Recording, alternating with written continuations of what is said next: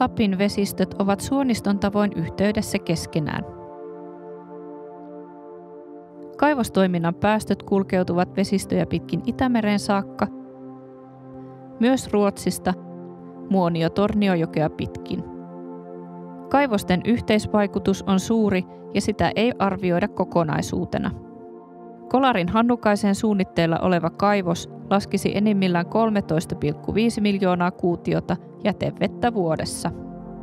Luvut perustuvat toimijoiden omiin arvioihin ja ELY-keskus ei tarkista niitä.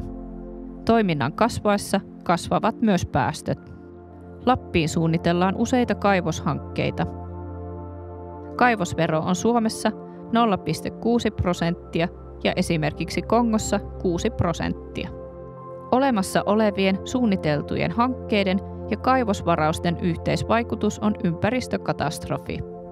Pelkästään Kemijokeen tullaan laskemaan kaivosyhtiöiden ilmoituksen mukaan 24-72 miljoonaa kuutiota jätevettä.